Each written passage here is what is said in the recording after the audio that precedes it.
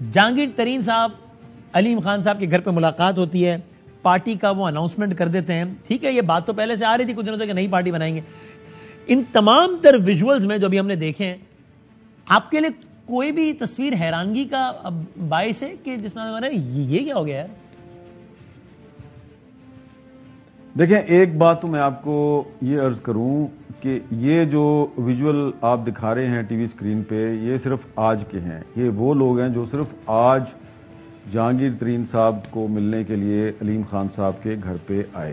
صحیح ہے. ان لوگوں میں علی زیدی ہیں, ان کی موجودگی جو ہے وہ میرے لیے تھوڑی سی ایک حیرت کا باعث اس لیے ہے کہ علی زیدی صاحب ماضی میں میرے سامنے اور لوگوں کے سامنے جہانگیر ترین صاحب کے بارے میں کافی منفی باتیں کرتے رہے ہیں. البتہ یہاں پہ فردوس حاشی کوان اور فیاض الحسن چوہان اور باقی لوگ جو ہیں ان کی موجودگی پہ مجھے ابھی حیرانگی نہیں ہے.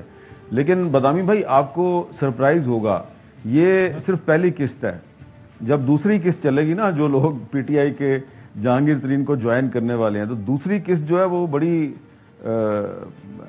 سسپینس اور ایکشن سے بھرپور ہوگی. اور آج تو میں صرف علی زیدی صاحب کے بارے میں حیران ہوا ہوں کہ وہ آگے ہیں یہاں پہ. جو دوسری قسط میں جو لوگ آئیں گے وہ آپ کو بھی کافی حیران کریں گے, اچھا یار یہ بھی آ گئے ہیں. اور پھر اس کے بعد جو تیسری قسط ہوگی وہ بھی بڑی انٹرسٹنگ ہوگی. یہ میں نے اس لیے اگلی دو قسطوں کا ذکر کر دیا ہے کہ جن لوگوں نے ان قسطوں میں اداکاری کے جوہر دکھانے ہیں تو ان کے بارے میں مجھے ذاتی طور پہ پتا ہے کہ دوسری قسط میں کون ہوگا, تیسری قسط میں کون ہوگا. لیکن یہ ضرور ہمیں ماننا چاہیے کہ یہ جہانگیر ترین صاحب جو ہیں وہ ایک ریونج لے رہے ہیں, ایک انتقام لے رہے ہیں, کیونکہ 2021 میں جس ان سیریمونیس طریقے سے ان کو نکالا گیا تھا تحریک انصاف سے, تو اس وقت وہ بڑے دکھی تھے, بڑے پریشان تھے. تو آج ان کو موقع مل گیا ہے, جہانگیر ترین اور علیم خان دونوں بدلہ لے رہے ہیں اپنا. اس پارٹی کا جو نو مولود ابھی تو بالکل کچھ لمحات پہلے جس نے آفیشیل جنم لیا ہے, جس دنیا میں آئی ہے, اس کا آپ کو مستقبل میر صاحب کیا لگتا ہے انتخابی سیاست میں؟ مثال کے طور پہ میرا سوال تو وہی ہے کہ انتخابی سیاست میں اس کا مستقبل, لیکن میں صرف اپنی بات کو ذرا ایلیبوریٹ کرنے کے لیے مثال کے طور پر اگر اس میں علی زیدی صاحب ہے, اگر اس میں عمران اسماعیل صاحب ہے, تو سر جنوبی پنجاب کے یا پنجاب کے کچھ الیکٹیبلز ہونا الگ بات ہے. اب عمران صاحب ہیں, علی ان کا یہ الیکٹیبلز تو ظاہر نہیں ہے نا, ان کو تو جو ہوا وہ پی ٹی آئی کی وجہ سے ووٹ چھوٹ پڑ گیا. اب اگر یہ حصہ لیتے ہیں الیکشن میں کراچی میں سیٹ, تو بہت تگڑی سیٹ تو نہیں ہوگی نا. تو اس پارٹی کا انتخابی سیاست میں مستقبل کیا ہے؟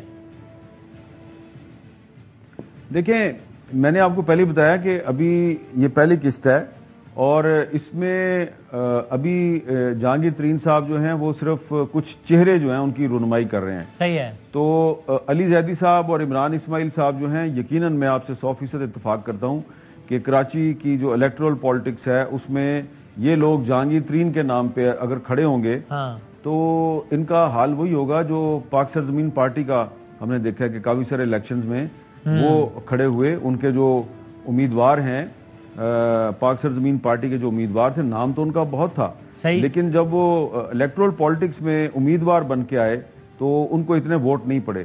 تو ان کو تو میرا خیال ہے کافی ووٹ پڑ گئے.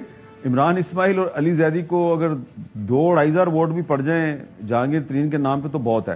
لیکن میرا یہ خیال ہے کہ یہ فی الحال جو ہے یہ صرف عمران خان صاحب کو ایک ذہنی دھچکا پہنچانے کے لیے کچھ لوگ شامل کیے گئے ہیں جو کہ کراچی یا کچھ اور علاقوں کی انتخابی سیاست میں ان کا اتنا کوئی مؤثر کردار نہیں ہے, لیکن ان کی ویلیو اس لحاظ سے بہت ہے کہ یار یہ بھی عمران خان کے بڑے قریبی ساتھی تھے.